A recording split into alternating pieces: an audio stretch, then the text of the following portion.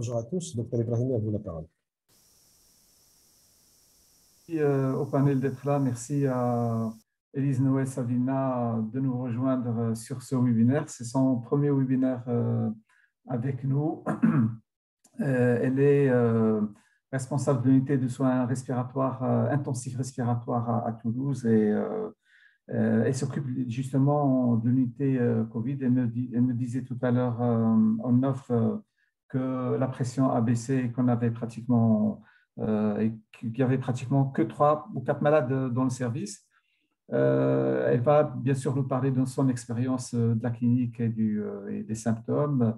Gérard Durand, qu'on ne présente plus, qu'on ne sait plus, est-ce qu'il est pneumologue ou radiologue ou les deux? Finalement, il est les deux. Donc, il va nous parler de son expérience post-Covid. Et puis Abdel Tbahi, le vice-président, qui va nous modérer cette thématique et ce webinaire. Donc, peut-être, c'est toi qui commence, ou alors c'est toi qui les présente, qui fait l'introduction de Tbahi, après c'est à Sabina de commencer. D'accord. Donc, bonjour à toutes et à tous. Ramadan Mubarak Saïd. L'Association franco-marocaine de pathologie thoracique et le Collège national des pneumologues, le Collège national des pneumologues marocains ont le plaisir de vous convier à un webinaire intitulé Post-Covid. Comme vous savez, le Covid a fait des ravages. Et on prend un chiffre, on a 20% des gens qui ont été atteints de Covid gardent des symptômes 5 semaines après l'infection. Et on a 10% qui gardent aussi des symptômes 3 mois après. Pour ça, on vous a amené, on a fait appel à 2 experts. Il y a le docteur Élise Noël Savina, qui est chef de service au CHU de Toulouse, avec une grande expertise dans la prise en charge du Covid et du post-Covid. Et on a le docteur Gérard Durand, avec ses 2 casquettes de pneumologue et de radiologue, et sa grande générosité, on ne le présente plus. En ce moment, j'ai une pensée toute particulière à tous nos martyrs médecins et surtout pneumologues, et surtout des pneumologues qui souffrent toujours du post-Covid, pour lesquels on souhaite un bon rétablissement. Donc, à vous la parole, Dr Élise Noël Savina. Bonjour à tous, donc merci pour cette invitation. J'espère vous éclairer sur certains points.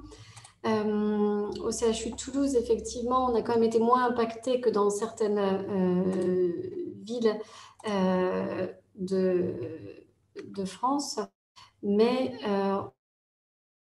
de patients, et donc dans le service de pneumologie, on a des soins intensifs où on prend les patients graves, et des secteurs traditionnels où on a des patients qui présentent des pneumopathies sévères mais qui nécessitent d'oxythérapie forcément au débit ou d'un. Donc,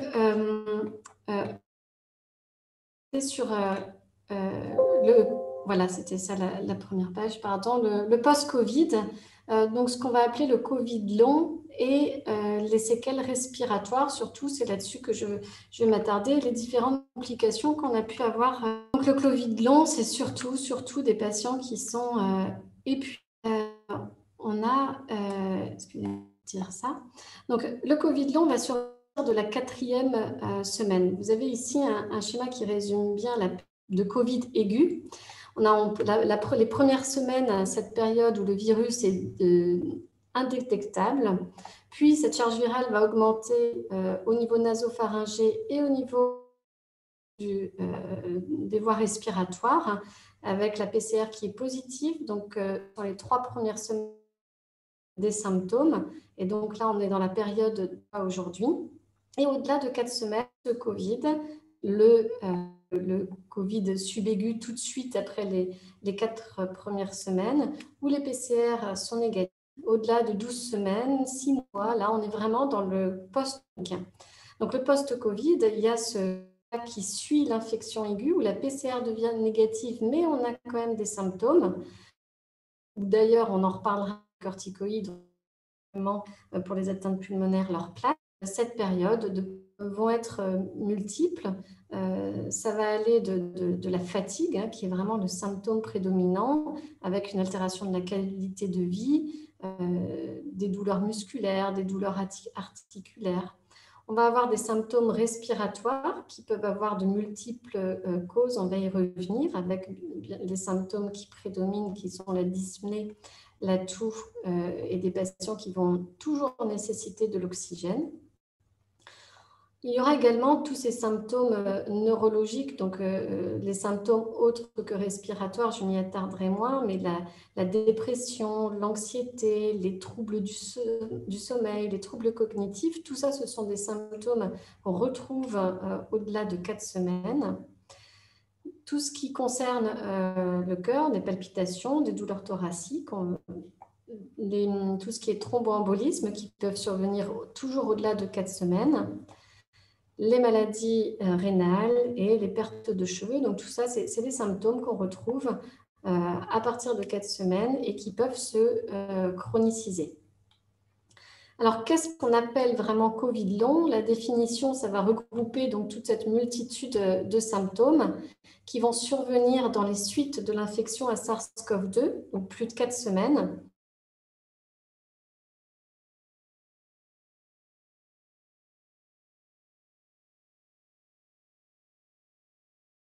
Qui ont fait de la réanimation sévère, le Covid long, dans la définition, ce n'est pas obligatoirement des patients qui ont fait des formes sévères initialement ou des formes extrêmement symptomatiques. Alors, quels sont ces symptômes? On en a un peu parlé. Vous connaissez donc tous ces symptômes à la phase aiguë. Et donc ça, c'est sur le graphique en bleu. Et ces symptômes qui surviennent dans le post-Covid, le principal symptôme, c'est la fatigue, la dyspnée. Mais donc ça, ce sont aussi les principaux symptômes à la phase aiguë, mais c'est ce qui persiste dans le suivi. Et on a après les douleurs thoraciques, la toux, etc. Et puis, c'est surtout les symptômes, notamment digestifs, qu'on peut avoir au début, qu'on n'a plus dans le suivi. Donc, quels sont ces symptômes du Covid long? C'est tous ceux qui sont notés ici. Ça va être vraiment cette fatigue majeure. La définition du Covid long, c'est des patients qui ont ne serait-ce qu'un seul de ces symptômes, au-delà après 4 semaines d'un diagnostic de Covid, donc fatigue majeure, dyspnée, toux, douleur thoracique, troubles de la concentration, de la mémoire, manque du mot, des céphalées, des paresthésies, des sensations de brûlure, tout ce qui est troubles ORL, les douleurs musculaires, les troubles du sommeil, l'irritabilité, l'anxiété. On peut aussi avoir quand même des douleurs abdominales, des prurites, des frissons. C'est-à-dire que tous ces symptômes rentrent dans la définition du Covid long, donc vous comprenez qu'on peut facilement poser le diagnostic de Covid long. Dans cette étude dans cette cohorte française, sur 478 patients, donc quand même une grosse étude, les auteurs se sont attardés à regarder les symptômes qui persistent à 4 mois en fonction de la sévérité initiale, en séparant simplement intubé, pas intubé. Et ce qui est intéressant de voir, c'est que les patients qui présentent plus dans leur étude de symptômes de type dyspnée, de type douleur thoracique, fatigue, ce sont les patients qui ont été intubés, donc des formes plus sévères. Et puis après, on voit que les maux de tête, c'est les patients qui n'ont pas forcément présenté les formes plus sévères. Les anomalies scanners, mais ça, on y reviendra après, Gérard Durand y reviendra plus en détail, sont quand même plus présentes chez les patients qui ont été intubés. Bon, mais là, on est hors, on en reparle après aussi, mais ça, la fonction respiratoire, c'est pas, le Covid long n'a rien à voir avec la fonction respiratoire. Mais on a dans cette étude, ce qui est intéressant, c'est tous ces symptômes d'anxiété, de dépression, d'insomnie qui sont plus présents chez les patients qui n'ont pas été intubés. Donc, ça montre bien que la sévérité initiale n'est pas vraiment liée à tous ces symptômes un petit peu neuropsychologiques. Dans cette revue de la littérature sur toutes les séquelles des patients, donc c'est des patients qui ont été évalués en moyenne à 2 mois, jusqu'à 4 mois, jusqu'à même 6 mois, avec des cohortes plus ou moins importantes. En Chine, c'est une cohorte de 1733 patients. On voit qu'au total, le syndrome post-Covid à 2 mois est présent chez 32 à 87% des patients, en sachant que la définition du syndrome post-Covid, c'est un seul des symptômes dont je vous ai parlé, que le symptôme principal, c'est la fatigue, donc de 39 à 64%, puis vient la dyspnée de 11 à 43%. Dans cette autre étude où ils ont comparé les symptômes en aigu des symptômes en chronique, on voit bien qu'il y a un certain nombre de symptômes qui persistent et même dans cette étude qui s'aggravent. La fatigue est plus importante dans le post-Covid qu'au moment de l'infection, que les signes respiratoires, c'est également ce qui prédomine. Mais après, on a un certain nombre de symptômes qui vont apparaître dans les suites, qui n'existaient pas au début, et puis tous les symptômes, notamment digestifs, qui en général diminuent avec le temps. Et cette étude s'est surtout intéressée aux facteurs de risque de développer un syndrome post-Covid, donc à 4 semaines, mais de l'amélioration clinique, pas du diagnostic. Et sur ces 355 patients hospitalisés, les facteurs de risque de développer un syndrome post-Covid dans les suites d'une infection sévère, modérée à sévère, puisque les patients ont nécessité une hospitalisation, c'est le sexe. Donc, lorsqu'on est une femme, lorsque les patients ont fait une détresse respiratoire, lorsqu'ils étaient très léthargiques au début, plus la maladie a duré longtemps, c'est-à-dire des patients qui ont été hospitalisés pendant 15 jours, et bien, ils vont plus facilement développer un syndrome post-Covid que des patients qui sont hospitalisés uniquement 3-4 jours, et donc la sévérité également. Dans cette autre étude sur l'incidence et les facteurs de risque de développer ce syndrome post-Covid, déjà 50,9% sur 277 patients vont développer un symptôme qui rentre dans le cadre du diagnostic du syndrome post-Covid, 10 à 14 semaines après des formes également modérées à sévères. Et là, ce qui ressort, c'est peut-être uniquement effectivement la gravité initiale, le recours à l'intubation, mais sans que ce soit significatif. Et enfin, dans cette autre étude en post-Covid, sur 134 patients avec un suivi assez prolongé, 47 à 167 jours, où les auteurs ont regardé tout ce qui est symptômes, les questionnaires de dyspnée, de qualité de vie, bien sûr l'imagerie, la biologie également. Ils retrouvent que le syndrome post-Covid est indépendant de la sévérité initiale, comme dans d'autres études, et que ça concerne principalement des femmes qui vont présenter principalement de l'anxiété, de la fatigue et des myalgies. Et les auteurs suggèrent donc qu'il y ait vraiment un effet psychosomatique important, une sorte de stress post-traumatique qui explique les symptômes et le syndrome post-Covid. Lorsque on est dans les suites d'un Covid et que le patient présente des symptômes, il faut bien sûr éliminer toutes les complications et les conséquences des formes sévères de la Covid-19 qu'on connaît. Parce que lorsque le patient a une dyspnée, ce n'est pas forcément une dyspnée uniquement dans le syndrome post-Covid. Il peut y avoir une vraie pathologie sous-jacente respiratoire qui peut nécessiter une prise en charge particulière, notamment les fibroses interstitielles. On va en rediscuter, les pneumopathies interstitielles diffuses.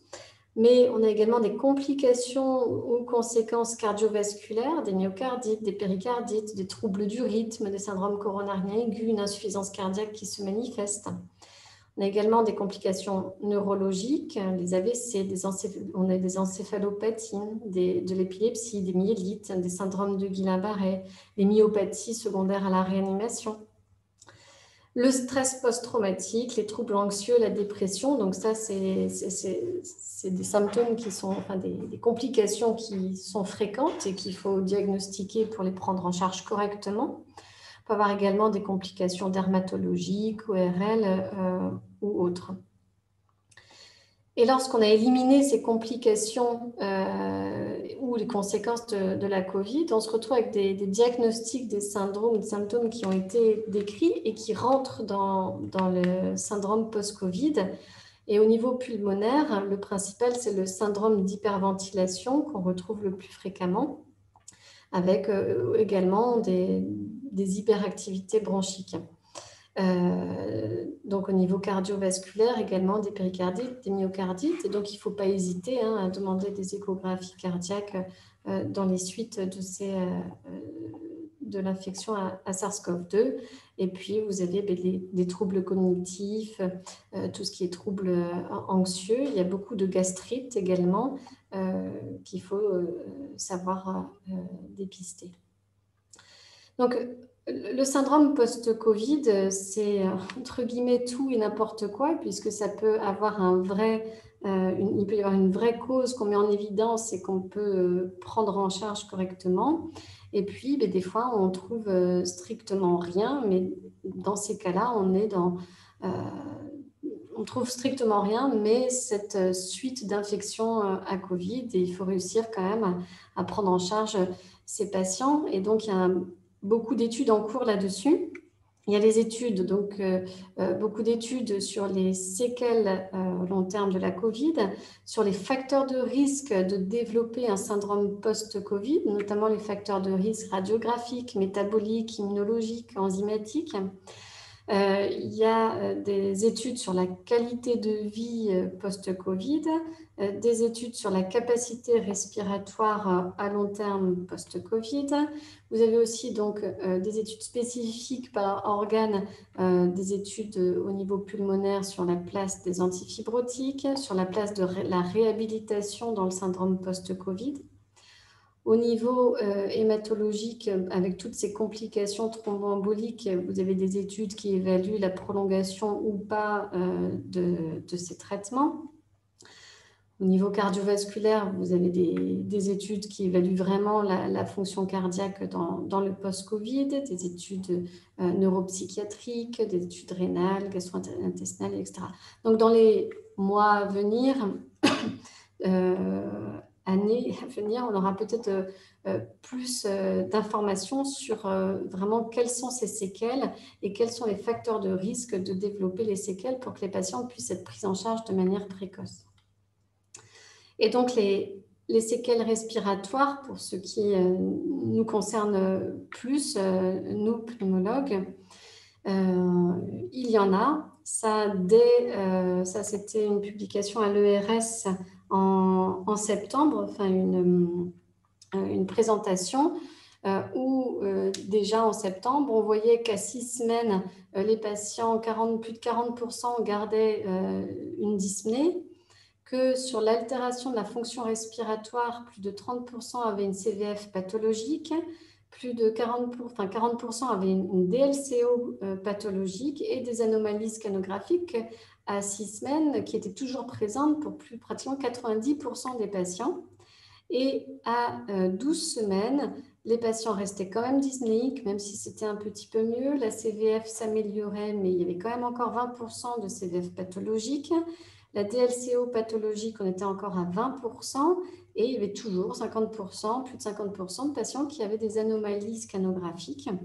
Et ces anomalies scanographiques, Gérard y reviendra tout à l'heure, c'est principalement du verre dépoli, des réticulations, des bronchectasies et des opacités.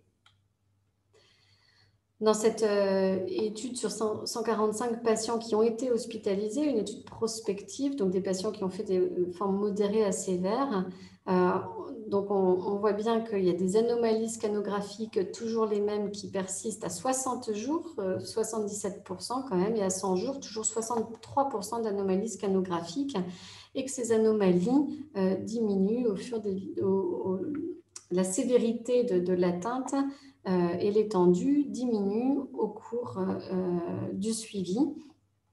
Et ce qui était intéressant également dans cette étude, c'était que c'est une évaluation cardio-pulmonaire avec une échographie, des échographies cardiaques, sans forcément qu'il y ait de différence entre le premier suivi ou le deuxième suivi sur les dysfonctions diastoliques, qui étaient quand même présentes de manière importante.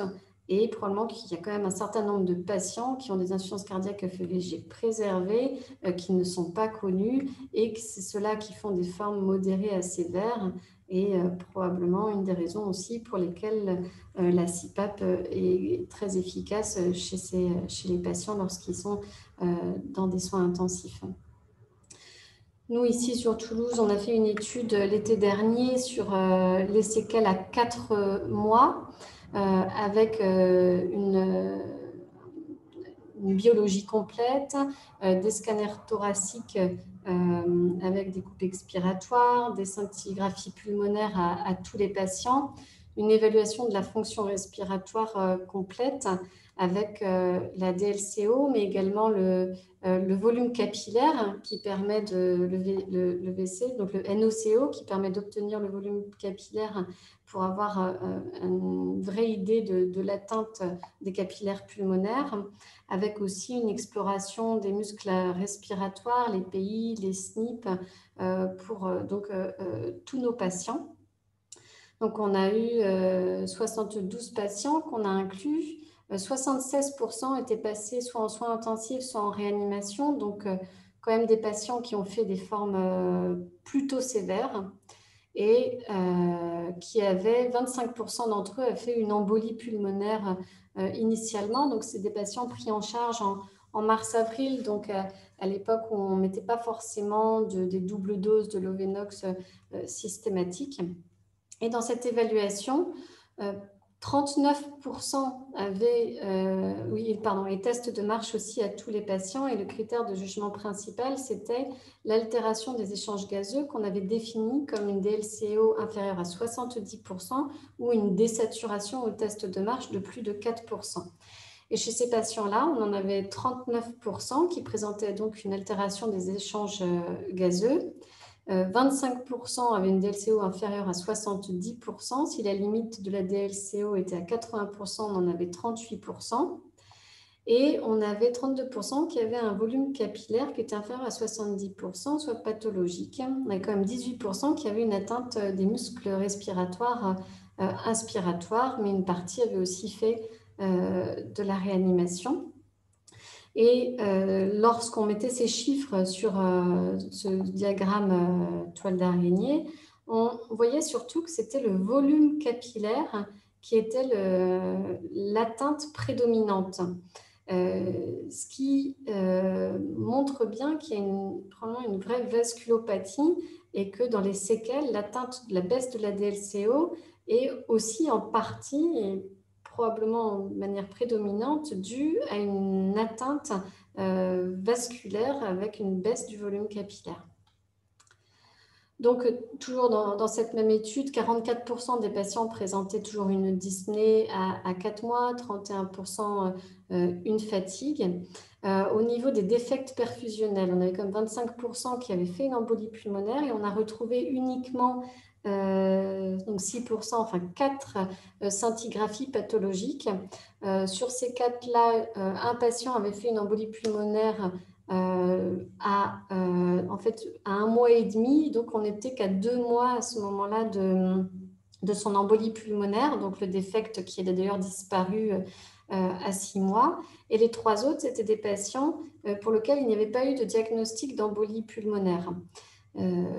Donc probablement, sur des post-réanimations assez longues, une petite embolie pulmonaire qui était passée inaperçue quand ils étaient en réhabilitation. Et on n'avait donc aucun argument, parce que ça avait été proposé et supposé à un moment, qui est des hypertensions pulmonaires thromboemboliques chroniques, étant donné le nombre important d'embolies pulmonaires. Et du coup, tous nos patients, d'ailleurs sur ces 4-là, donc à 8 mois, il n'y avait aucun patient qui gardait un seul défect sur la scintigraphie pulmonaire. Et après, on avait 44% de pneumopathie interstitielle, 25% de distorsion bronchique. Et pour ce qui était des facteurs de risque d'avoir un trouble de la diffusion à 4 mois, c'était la sévérité initiale de la maladie, le fait d'avoir aussi fait un épisode embolique. Et les facteurs de risque d'avoir une pneumopathie interstitielle diffuse fibrosante ou non qui persistait à 4 mois, c'était également ces mêmes facteurs de risque. Donc des patients qui ont fait des SDRA, qui ont eu de la ventilation mécanique ou qui ont été sous OHD, donc des patients sévères. Donc c'est la sévérité initiale de la maladie qui était vraiment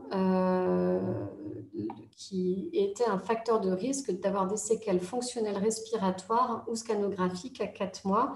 Et dans toutes les études qui sortent, c'est globalement les mêmes chiffres qu'on retrouve. À cette époque-là, on ne mettait pas forcément des corticoïdes systématiques, mais lorsque les patients ont eu des corticoïdes, on a vu qu'il y avait une diminution des séquelles radiologiques et une diminution de l'anomalie des échanges gazeux chez les patients qui avaient reçu des corticoïdes de manière précoce. Donc, c'est-à-dire, ce qu'on a dit à J8, mais c'était à J8 de l'hospitalisation par rapport à ceux qui avaient reçu des corticoïdes de manière tardive. Et une autre donnée qu'on avait trouvée intéressante, c'est qu'il n'y avait aucune différence on avait comparé les patients symptomatiques et asymptomatiques à 4 mois. Et il n'y avait aucune différence par rapport à la prise en charge en aigu, c'est-à-dire la sévérité de la maladie ne modifiait en aucun cas la persistance ou pas des symptômes à 4 mois. Et vraiment, cette dyspnée qui était d'origine multifactorielle, avec des patients qui avaient des TVO, d'autres de la fibrose, d'autres juste un syndrome d'hyperventilation, etc. Donc vraiment une dyspnée multifactorielle. Et ce n'est pas parce qu'on a fait une forme grave qu'on va être plus symptomatique à 4 mois. Justement, pour ce qui est de cette place des corticoïdes, donc en fait, c'est trop petit, je pense que vous ne voyez pas grand-chose. C'est une étude qui est sortie récemment. Les auteurs ont sélectionné 77 patients qui ont présenté une pneumopathie post-Covid à la suite de l'hospitalisation. Et ils avaient regardé leurs patients qui avaient été hospitalisés, donc sur 837 patients. Ils ont mis en évidence à 4 semaines, donc 4 semaines après le début de la pneumopathie à SARS-CoV-2, 35 cas de PID inflammatoire persistante, 4,8%. Ce n'est pas énorme, mais ces patients, on les voit quand même. Et ces patients ont été randomisés en corticoïdes, pas corticoïdes, pendant 3 semaines à 0,5 mg/kg. Et ils ont mis en évidence une amélioration de la DLCO, une amélioration de la CVF, une amélioration du KCO et une amélioration radiologique chez les patients qui ont pu être traités par corticoïdes. Quelques types d'évolution et de prise en charge. On a vu les complications à 4 mois. Il y a des atteintes fonctionnelles, des troubles de la diffusion qui persistent, des symptômes qui sont multifactoriels. Mais on a eu certaines complications qui peuvent survenir. Ici, on a un patient qui avait présenté une PID. Donc là, le 27 mars, c'est son infection à Covid. Et en fait, ce patient a développé des hématocèles, vous les voyez ici, à quand même plus de 3 semaines de l'infection à Covid. On l'a mis sous corticoïdes et les hématocèles se sont diminués comme la PID et jusqu'à une normalisation du scanner. Par rapport à ces hématocèles, dans le même type de complications, on a eu des patients qui ont fait des petits pneumatocèles qui se sont compliqués de pneumothorax. Donc, toujours, on est à environ 3 semaines de la pneumopathie de la PCR positive, où le patient a été drainé une première fois et puis il est revenu sur un nouvel épisode de pneumothorax, toujours des petits pneumatocèles qui entraînait les pneumothorax. Bon, là, il a été redrainé et le 20 novembre, les choses ont pu s'améliorer après le deuxième drainage. On a eu d'autres patients qui ont développé des distorsions bronchiques, mais tout ça, Gérard en reparlera. Mais là, c'est un patient qui, le 21 août, vient avec sa pneumopathie à SARS-CoV-2. Il est sous OHD dès le 21 août. 8 jours après, il est toujours sous OHD. Il avait pu bénéficier de sérum de convalescent. Mais 10 jours après, il est toujours sous OHD. Il ne se sevrent pas. Et là, on a débuté une corticothérapie qui a permis le sevrage de l'oxygénothérapie. Autre image, ce patient-là qui, le 31 mars, fait sa pneumopathie à Covid. Le 9 avril, il s'aggrave, il est sous OHD, mais malgré le scanner, ce patient n'est pas... Non, pardon, ce patient a été intubé, il y a des sondes gastriques, ce patient a été intubé, il a pu être extubé, mais il persistait des images pour lesquelles il a été remis sous OHD dans un second temps, où on avait débuté de la corticothérapie, toujours sous OHD, donc on arrive le 7 mai, c'était le 31 mars, son infection à SARS-CoV-2, et là on se retrouve à faire des bolus de solumédrol, et après à repasser à de la corticothérapie 1 mg kilo, et là on arrive à enfin sevrer le patient en oxygène. Dans les autres causes de dyspnée, on a eu des cas de syndrome de personnage Turner avec ce patient qui, à 4 mois, lui, c'était dans le cadre du bilan de l'étude Pulco, où on faisait donc une évaluation complète. Le patient avait à 4 mois une surélévation de la coupole. Avec en échographie, donc là c'est à droite à l'inspiration, pour ceux qui connaissent bien l'échographie, on a le diaphragme qui se rapproche de la sonde et qui s'en écarte, et à gauche, au contraire, à l'inspiration, hop, on a un petit mouvement paradoxal avec une vraie paralysie du diaphragme et une fraction du raccourcissement qui était diminuée à 13%. Et donc, il a eu donc tout le bilan de la paralysie diaphragmatique et qui conclut avec le MG, bien sûr, et l'IRM cervical, un vrai syndrome de personnage Turner. On avait eu ce patient l'été dernier, et là, on a d'autres patients. Il y a un certain nombre de patients qui vont développer des vrais syndromes de personnage Turner. Après, l'infection virale est une cause de syndrome de personnage Turner. Et on sait qu'il y a des atteintes, des neuropathies dues à la Covid. Donc, ce n'est pas forcément étonnant, mais c'est un diagnostic auquel il faut penser lorsque la dyspnée persiste. Enfin, on a eu d'autres complications. Donc là, c'est un patient de 74 ans qui avait fait une pneumopathie à Covid en février, qui n'avait pas été hospitalisé, qui avait fait ça à domicile et qui en fait arrive chez nous toujours sous oxygénothérapie à haut débit, dyspnéique, avec des arthralgies, de la fièvre, une insuffisance rénale.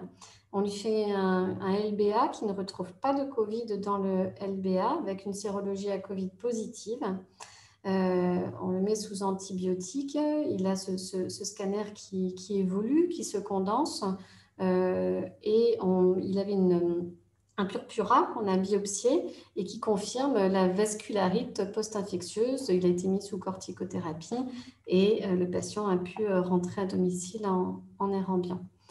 Donc, on a un certain nombre de complications post-Covid auxquelles il faut savoir, auxquelles il faut penser, d'où l'importance quand même de faire des bilans assez systématiques.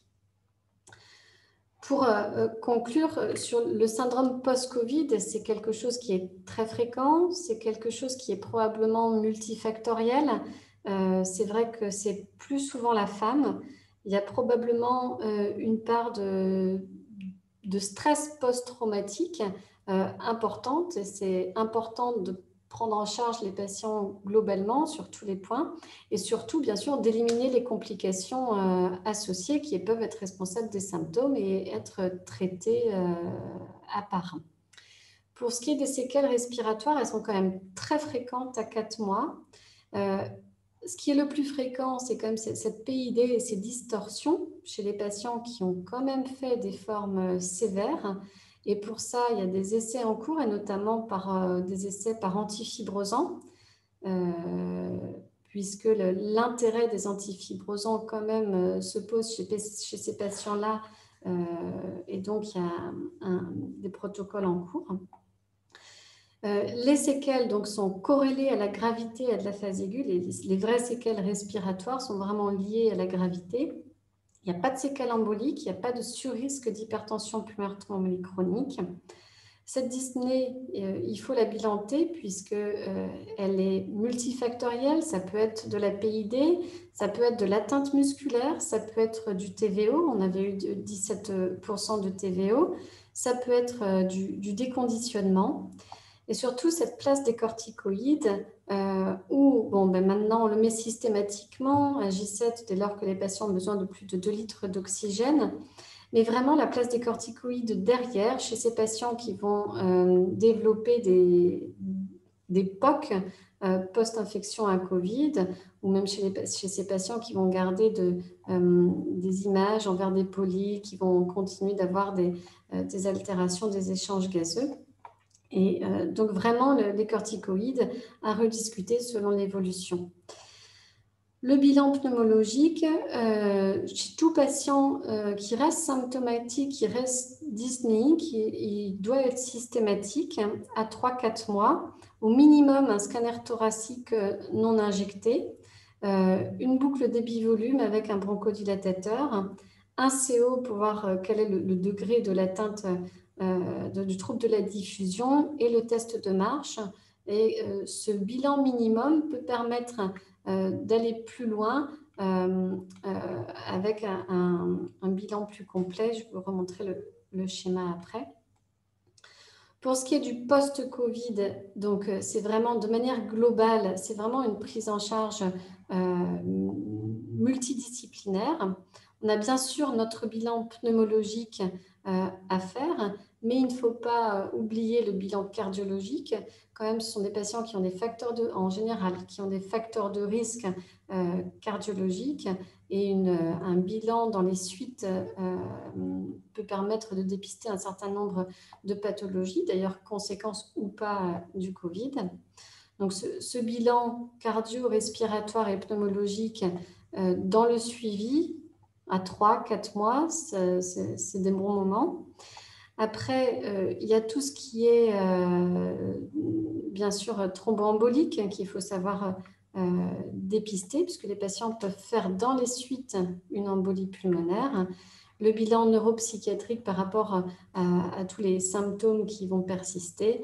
Et puis, de toute façon, on fait une prise en charge globale et la rééducation qui est extrêmement importante. Pour ce qui est de la dyspnée persistante, donc c'est ce schéma qu'on applique qui en fait est également celui recommandé par la SPLF globalement. Lorsque la dyspnée, on ne va pas forcément faire le bilan à tout le monde, mais un patient qui reste dyspnéique à 4 mois ou qui a une dyspnée qui s'aggrave dans les suites à plus de 4 semaines du Covid, enfin dans les suites immédiates s'il se réaggrave, on fait un scanner sans injection pour plus APC quand même. On fait une BDV avec bronchodilatateur, le test de CO et les tests de marche. Et en fonction de ce qu'on retrouve, soit on a une PID avec des distorsions. Chez certains patients, dès qu'on peut, on essaye quand même de faire des LBA, pardon, et de remettre les corticoïdes ou de discuter l'inclusion dans des essais cliniques par antifibrosants. Mais on le fait après qu'ils aient eu des corticoïdes quand même. Soit on met en évidence une embolie pulmonaire, on traite, soit on retrouve un TVO plus ou moins réversible. On a quand même beaucoup de patients, mais ça c'était, on en rediscutera, des patients qui n'ont pas fait des formes graves, qui reviennent en consultation à 3 mois et on les met sous corticoïdes inhalés et au bout d'un mois, ils n'ont plus de symptômes, ils toussent plus, ils sont plus dyspnéiques. Pourtant, bon, on n'avait pas vraiment mis de TVO en évidence ni de réversibilité. Mais il y a une part inflammatoire bronchique qui persiste et les corticoïdes inhalés peuvent être utiles. Enfin, on en rediscutera, mais c'est surtout des patients qui n'ont pas fait de forme grave initiale. Et après, si on a des anomalies des échanges gazeux avec des scanners normaux, il ne faut pas hésiter à faire la scintigraphie pulmonaire qui peut détecter une petite embolie pulmonaire, l'échographie cardiaque qui a toute sa place. Et si on a une boucle restrictive, une surélévation de la coupole, il faut aller plus loin au niveau des muscles respiratoires. J'ai parlé du syndrome de personnage-Turner, mais après, ça peut être juste des séquelles post-réanimation qui peuvent bénéficier de bonnes réhabilitations et de bonnes kinés. Et puis après, lorsque tout est normal, mais si le bilan et tout est normal, on fait le test de Nijmegen, plus ou moins le test d'hyperventilation, mais on ne peut pas le faire à tout le monde. Donc c'est vrai que si on a la clinique qui est compatible et le questionnaire compatible, la gazométrie compatible, on pose le diagnostic de syndrome d'hyperventilation assez facilement et on envoie ces patients faire de la réhabilitation ou de la kiné respiratoire. Voilà, merci de votre attention.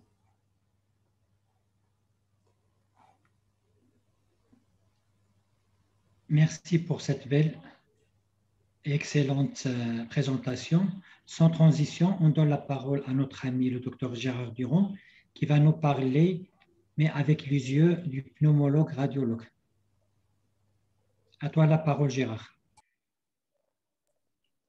Monsieur Gérard, si vous voulez juste activer votre microphone, je viens vous envoyer une demande de réactivation. Parfait. Voilà. Alors, attendez, je n'arrive pas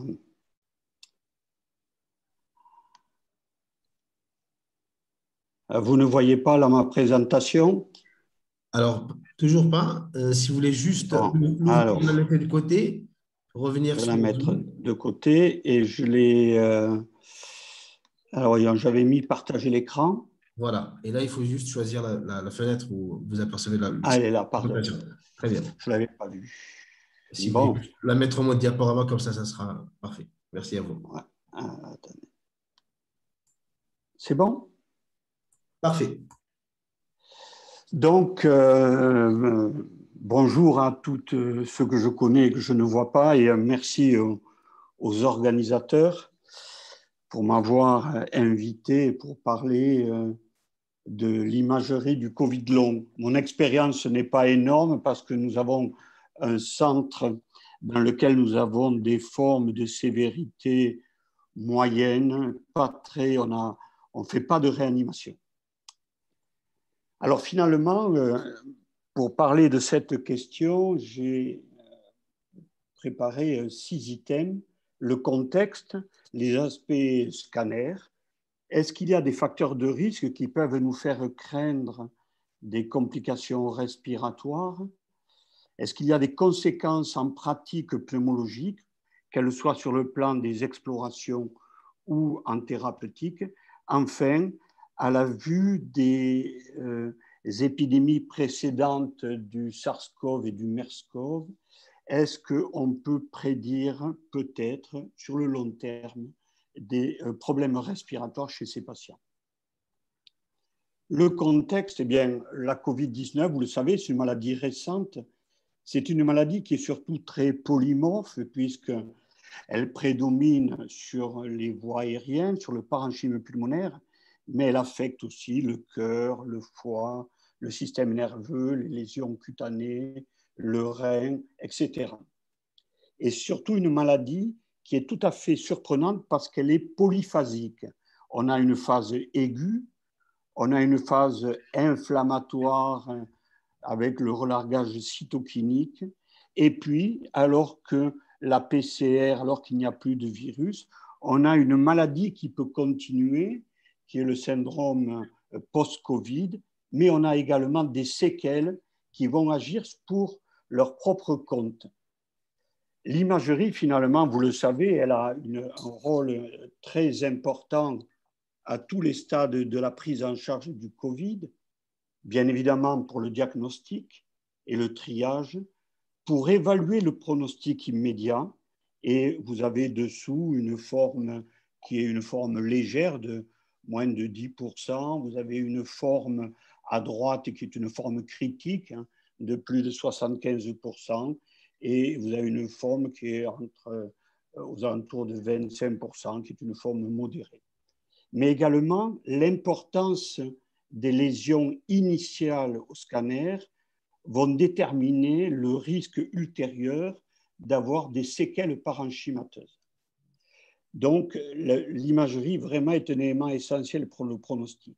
Vous savez comme moi qu'elle sert à rechercher des complications, en particulier la maladie thromboembolique veineuse, et puis elle sert à suivre les patients après la sortie d'hospitalisation.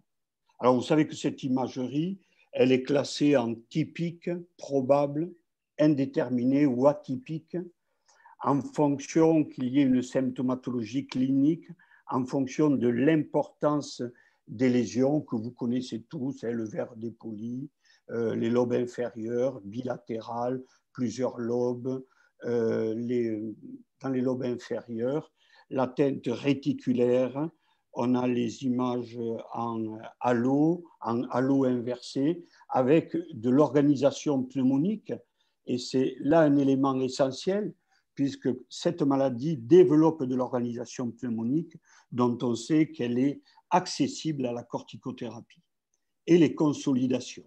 Et puis, il y a des formes probables avec une atteinte plutôt centrale, mais ça existe, bronchocentrique.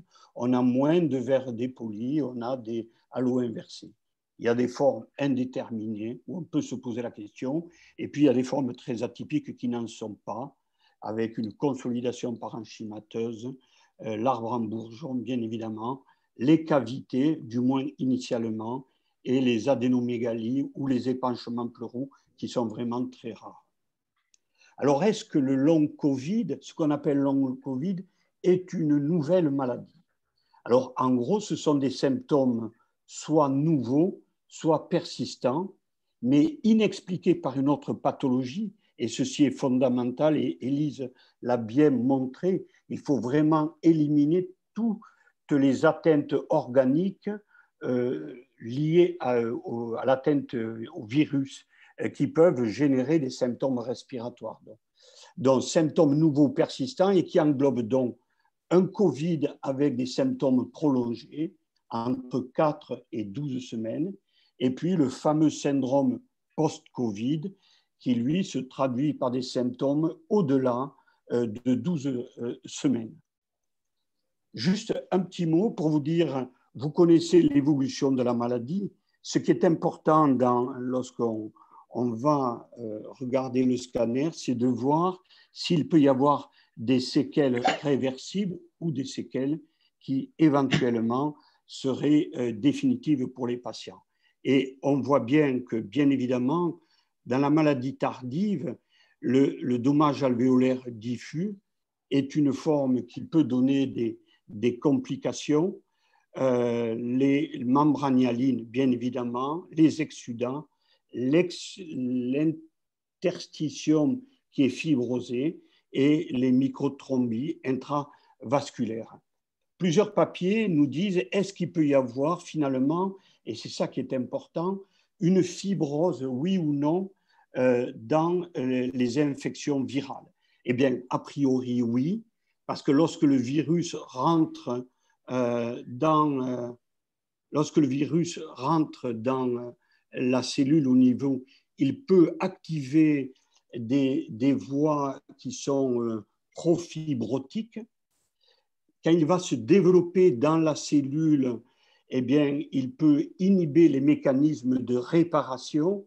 Et puis, quand il est relargué, eh bien, il peut y avoir une activation des systèmes fibroblastiques dont on sait que c'est une des voies, si ce n'est pas la voie essentielle, de l'atteinte fibrosante du poumon. Bien évidemment, tout cela va générer des dégâts importants au niveau des cellules qui peuvent générer des perturbations dans la réparation cellulaire.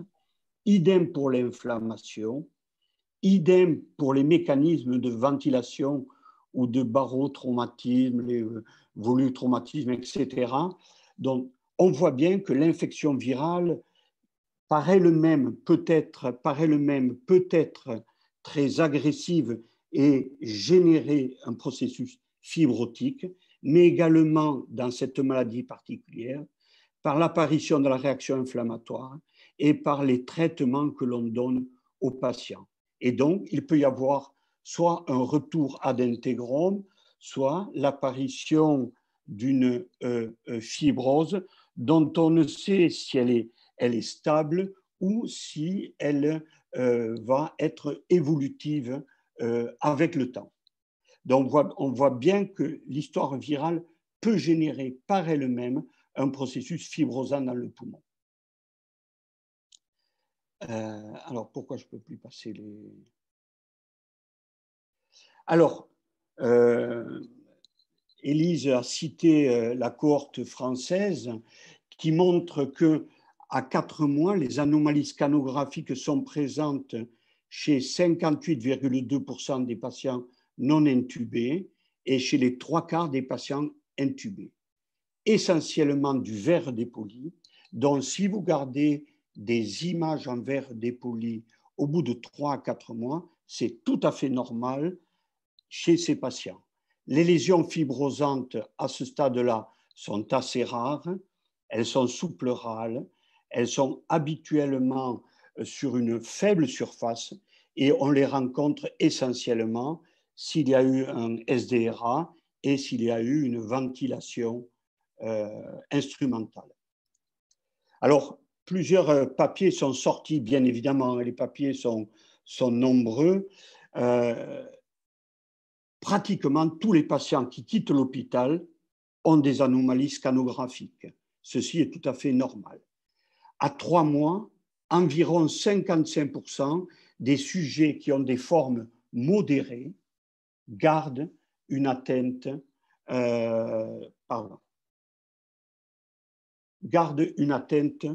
scanographique.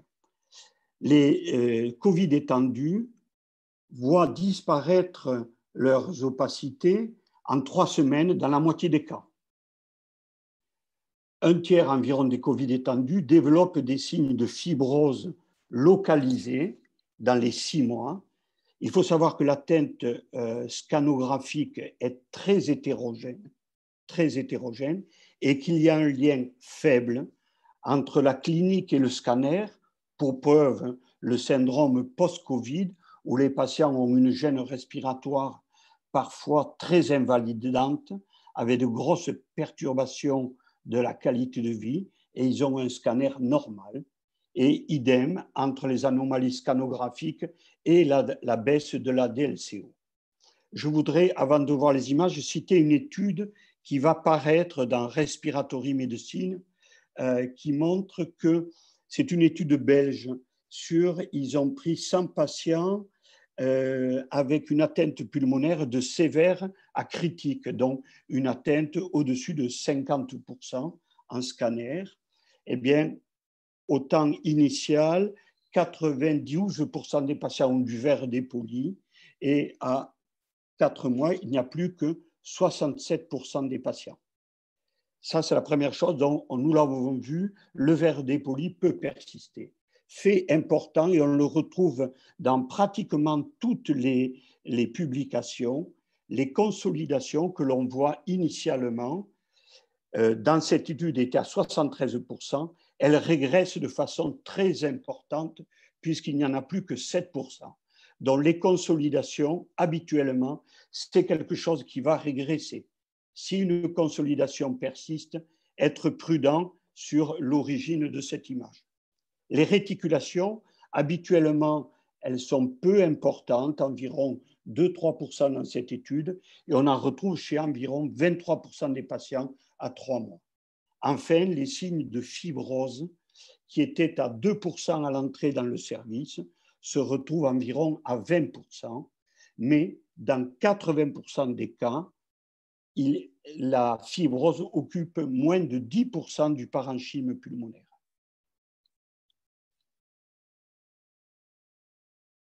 Alors, dans une méta-analyse qui est sortie à 90 jours sur 13 études, on retrouve du verre dépoli dans 44%, donc ça c'est quelque chose de normal. On retrouve des bandes parenchymateuses, les réticulations, dans 34%, des épaississements de la plèvre, 20%, les distorsions avec les DDB, 23%, les épaississements interlobaires, les réticulations, 11%. On voit bien que les consolidations qui sont si fréquentes dans les formes aiguës de Covid ont quasiment disparu, 8%. L'épanchement pleural est très rare. Alors, je vous montre ces images qui est, vous voyez, un scanner au temps zéro avec du verre dépoli qui est une forme légère, bien évidemment, pour vous dire à 3 mois, il y a guérison. Et pourtant, ces patients sont dans un certain nombre de cas particulièrement gênés. C'est donc le syndrome post-Covid qu'a décrit parfaitement Élise. Et l'on voit, ce syndrome, on le voit essentiellement chez des patients qui ont des formes modérées et plutôt des femmes. Voici d'autres séquelles minimes à 3 mois. Certains patients ont donc des lésions tout à fait discrètes. On retrouve toujours du verre dépoli, quelques rares réticulations que l'on voit. Et ces patients-là, à 6 mois, probablement, n'auront plus rien. Voici d'autres patients qui présentent, ça c'est une patiente de 94 ans qui avait une forme modérée.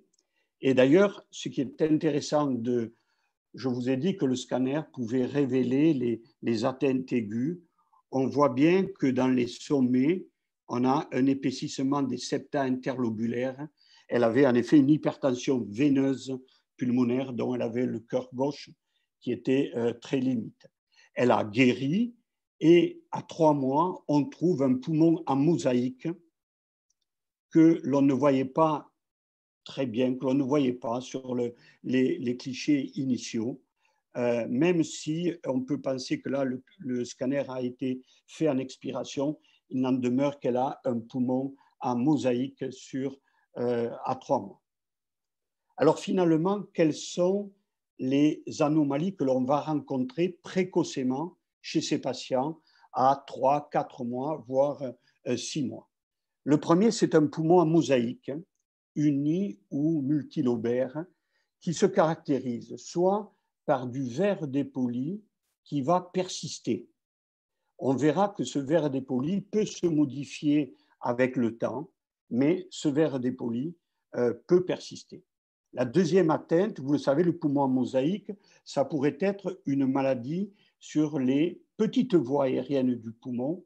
Alors, tous les scanners qui ont été faits n'ont pas été réalisés en inspiration et expiration forcée.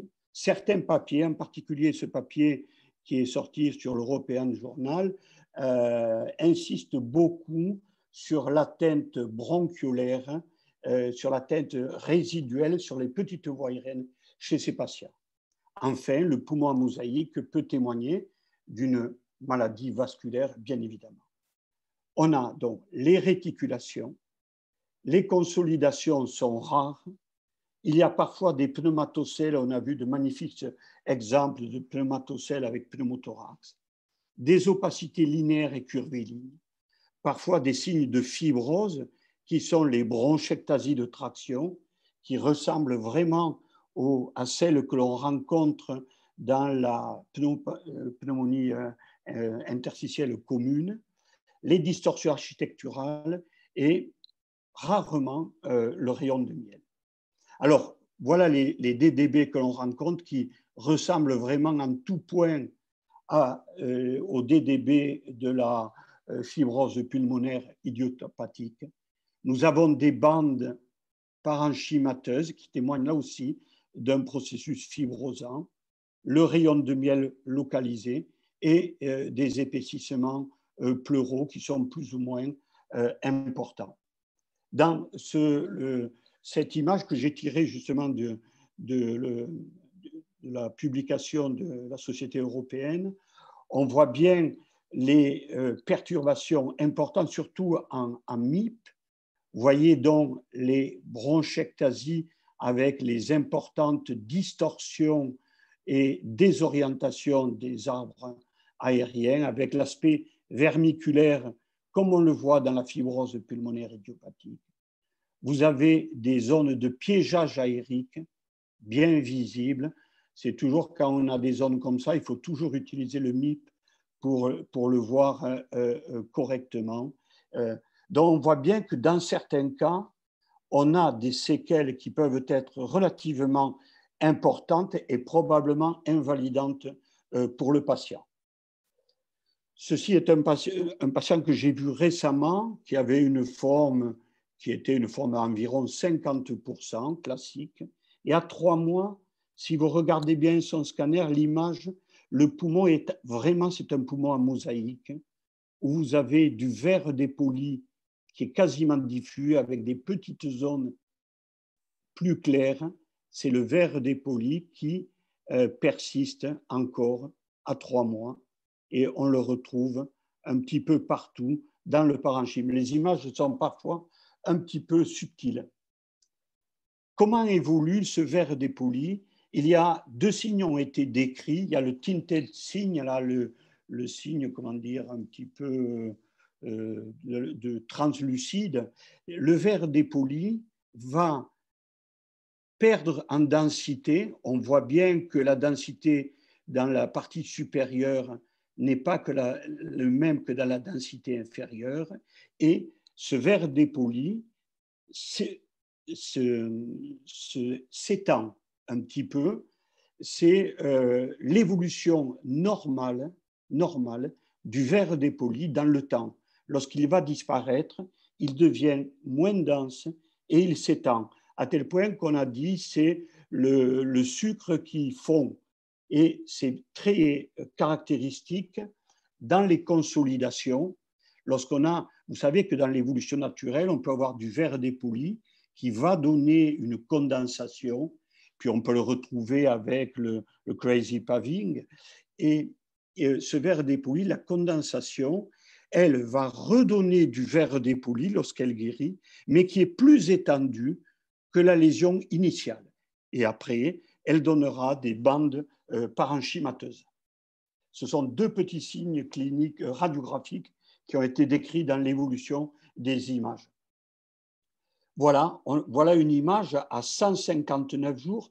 159 jours, c'est quasiment à 6 mois, où l'on voit que sur une forme étendue, on continue à avoir des lésions très étendues en verre dépoli, mais qui est beaucoup moins dense que les lésions initiales.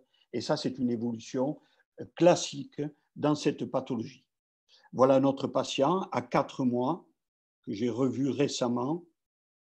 Vous voyez, tout à fait, il reste encore du verre dépoli. Alors, pour les patients, c'est très anxiogène.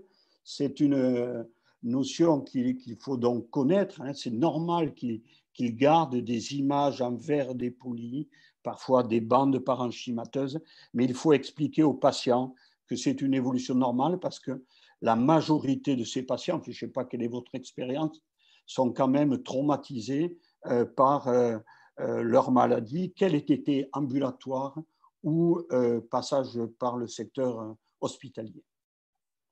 Voilà d'autres atteintes à 3 mois et on voit bien chez ce patient à 3 mois, si vous avez ici, on voit bien les mêmes dilatations de bronches très localisées, vermiculaires et bronchiectasies que l'on rencontre dans les processus fibrosants de la fibrose pulmonaire idiopathique, par exemple.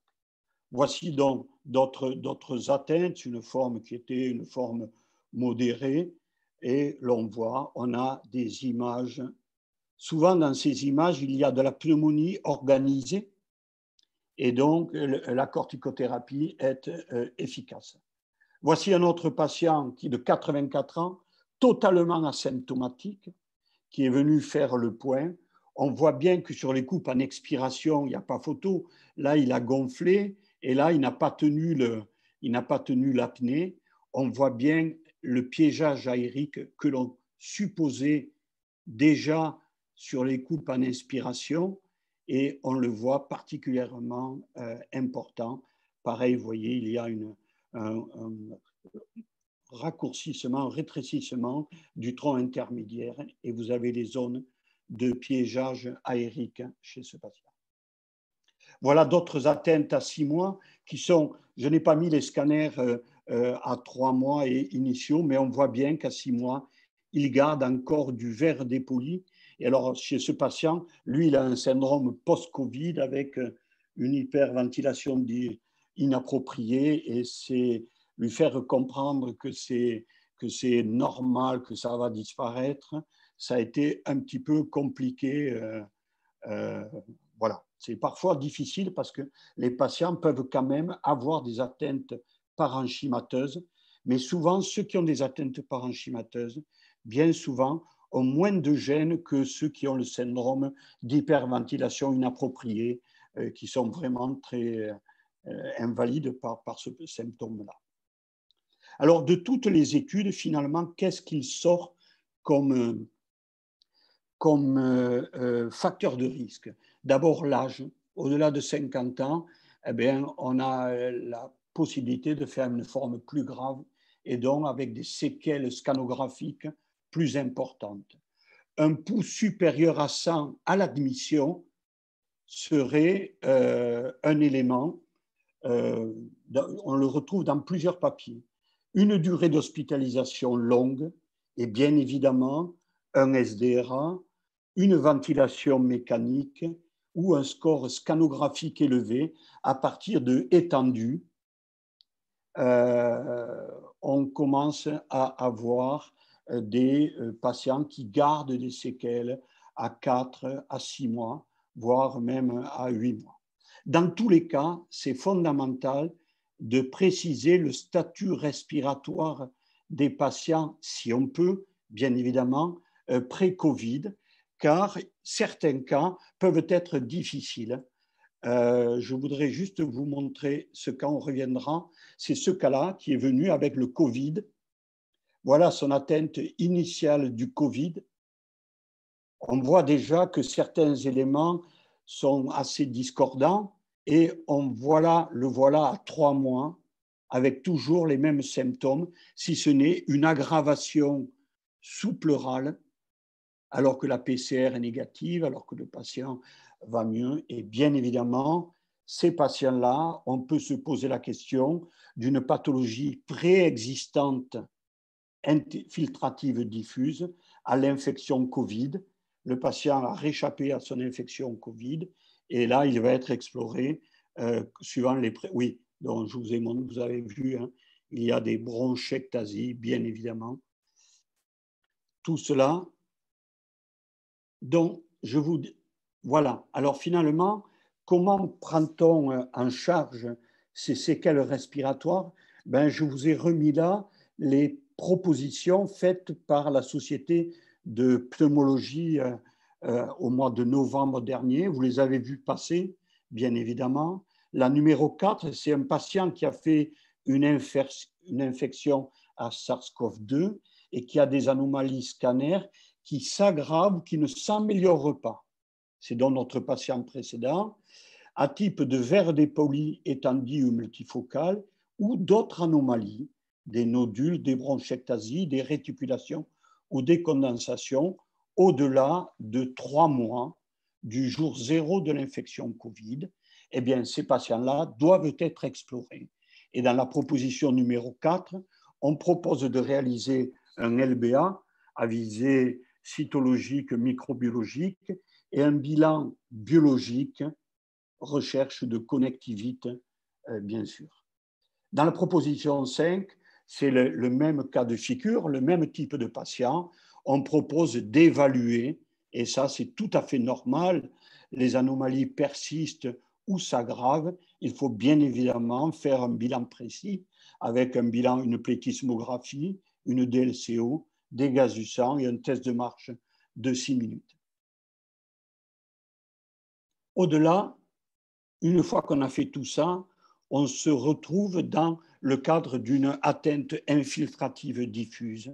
Et si vous en avez la possibilité, il faut réaliser une réunion multidisciplinaire, une DMD pour ces patients-là, pour pouvoir prendre une décision cohérente entre tous les intervenants pour à la vue du bilan pour voir pour les explorations et pour éventuellement une orientation diagnostique. Alors, il est donc proposé habituellement, en l'absence de contre-indication, et bien évidemment après avoir précisé qu'il n'y avait pas d'infection active, de prescrire une corticothérapie orale chez ces patients-là. Et la corticothérapie, c'est ce qui a été vu tout à l'heure, c'est 0,5 mg par kilo par jour, en arrondissant à la dizaine inférieure, pendant un mois, puis diminuer de 10 mg tous les mois. Bien évidemment, bon, les informations pour les patients, ça, ce sont des notions classiques. Donc, un patient dont les symptômes scanographiques stagnent ou s'aggravent, avec apparition de nouvelles images, à partir de 3 mois, on réalise un bilan pneumologique classique de maladie infiltrative avec un bilan fonctionnel complet, une endoscopie avec lavage, une DMD pour prendre les décisions ensemble et une mise en route sous corticothérapie. Ensuite, il faut donc réévaluer le patient à la proposition numéro 16 à 1 mois du début de la corticothérapie et réaliser à 3 mois un bilan fonctionnel respiratoire et un scanner pour faire le point sur les images résiduelles. La proposition 17 montre que s'il n'y a pas d'amélioration, eh bien, dans le cadre d'essais, bien évidemment, on peut proposer aux patients, s'il y a des signes évocateurs de fibrose, bien évidemment, un traitement antifibrosant, mais il est préférable de l'inclure dans un essai thérapeutique. Voilà, et ce patient est en cours de bilan actuellement pour cette image qui persiste et qui n'est sûrement pas une infection Covid. Il faut s'en méfier. Alors finalement, on a vu les conséquences à 4, 6 mois, voire 8 mois, même 1 an. Et puis, à plus long terme, alors là, à plus long terme, tout ce qu'on peut penser être vraiment du domaine de la spéculation, mais pas tout à fait, vous allez voir. Alors bien évidemment, vous connaissez tous, vous qui avez vu beaucoup de Covid en fin d'année dernière, vous connaissez tous, vous avez vu toutes ces anomalies scanographiques. Et pourtant, tout ça n'est pas du SARS-CoV-2. La ligne de gauche, oui, c'est du SARS-CoV-2. La ligne de droite du milieu, c'est du MERS-CoV, qui a eu lieu 7 ans avant, en Arabie Saoudite. Et la ligne de droite, c'est le SRAS, qui a eu lieu en 2003. Et vous avez vu, les images sont très ressemblantes à celles que nous avons vues, ce qui n'est guère étonnant, puisque ces 3 maladies ont pour origine la même famille de virus qui est le coronavirus. Ensuite, le génome du SARS-CoV-2, il est semblable à peu près à 50% à celui du MERS-CoV et à 80% à celui du SARS-CoV, donc qui a donné le SRAS. Le halo de protubérance protéique du SARS-CoV-2 est identique à celui du SARS-CoV avec le même récepteur, vous le savez, l'ACE2. Le SARS-CoV-2 est plus contagieux et moins létal, et on peut donc penser que peut-être les séquelles à long terme seront identiques. Il n'est pas farfelu de dire finalement le virus qui est responsable de ces 3 types de maladies est assez proche, avec un contact cellulaire quasiment identique, et donc il n'est pas farfelu de penser qu'on aura les mêmes séquelles.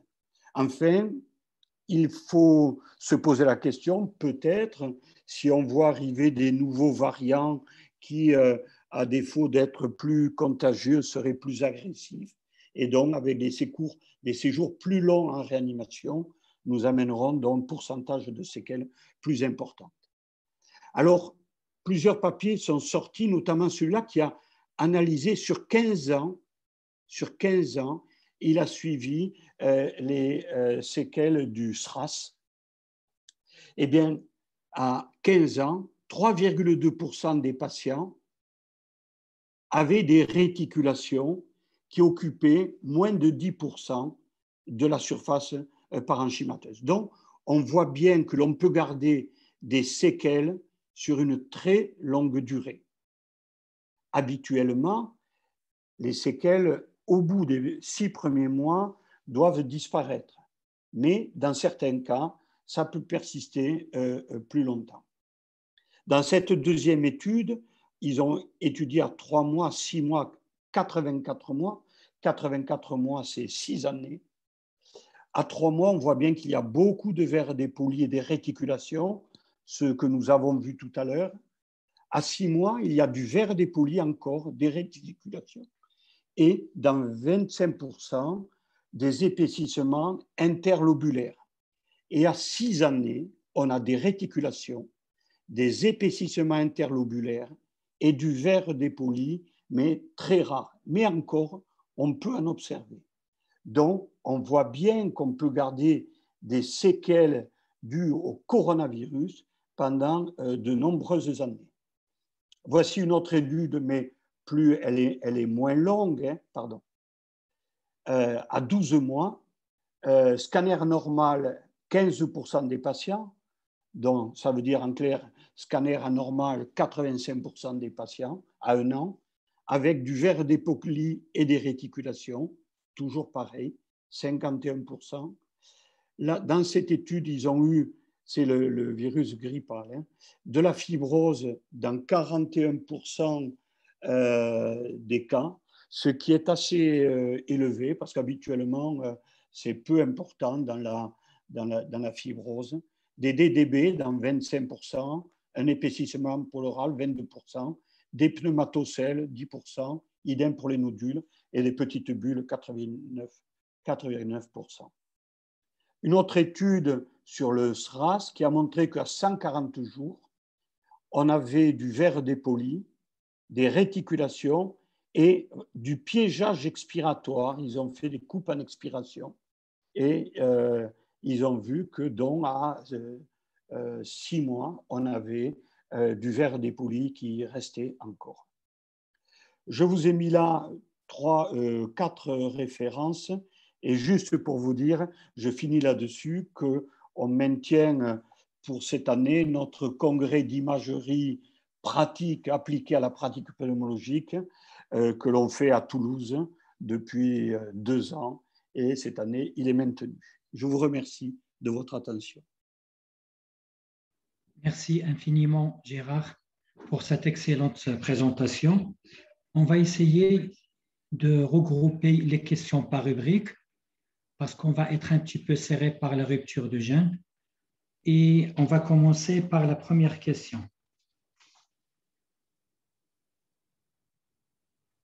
La place de la biologie dans le Covid long, est-ce qu'elle existe ou pas? Alors, pour l'heure actuelle, non. En tout cas, il n'y a aucune donnée là-dessus.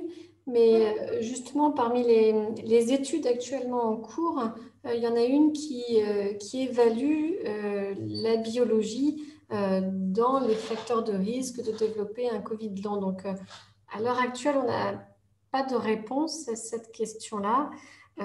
Mais probablement que dans plusieurs mois, on aura peut-être une idée de sa place, oui.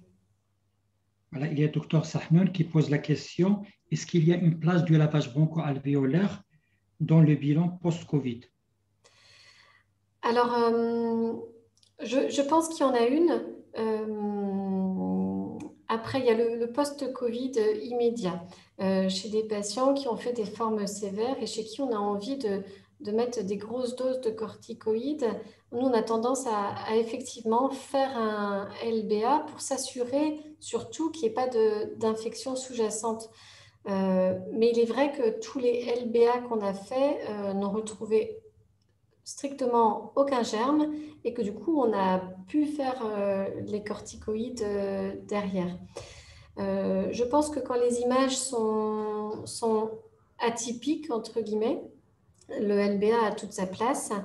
Mais quand on est dans des images qui deviennent maintenant typiques parce qu'on commence à avoir l'habitude de ces images-là, toutes ces images que Gérard a montrées, je pense que là, le LBA n'a pas sa place si c'est pour mettre des corticoïdes, pas forcément à forte dose. Enfin, je ne sais pas ce que vous en pensez.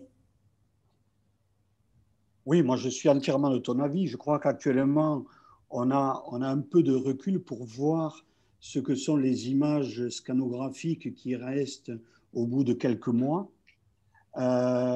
Et ces images sont maintenant bien connues. On a voir du verre dépoli qui reste à 4 mois chez un patient qui, globalement, va bien, va pas mal, en tout cas est moins gêné que celui qui a le syndrome post-Covid.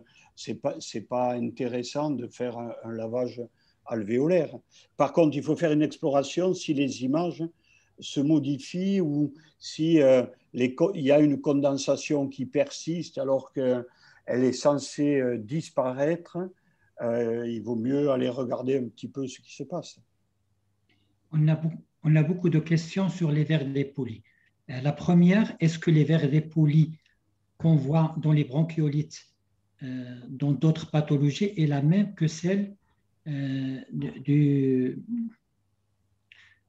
qu'on voit dans le Dans le COVID? Covid, Voilà. Dans le Covid, tu as le verre dépoli qui est syndrome interstitiel, c'est-à-dire que tu fais des coupes en expiration, tu n'as pas de piégeage expiratoire. Si tu es dans le cadre d'une bronchiolite, d'une atteinte sur les petites voies aériennes, quand tu vas faire des coupes en expiration, il va y avoir un trapage aérique et donc une majoration de l'obscurcissement de certains territoires. C'est ça la grande... Il y a des études qui ont montré que ces atteintes, c'est plus des atteintes microvasculaires en plus de l'atteinte bronchiolaire. Qu'est-ce que tu penses?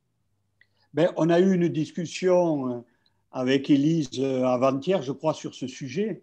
Il y a une atteinte, il y a la microangiopathie thrombotique dans cette maladie, ça c'est sûr.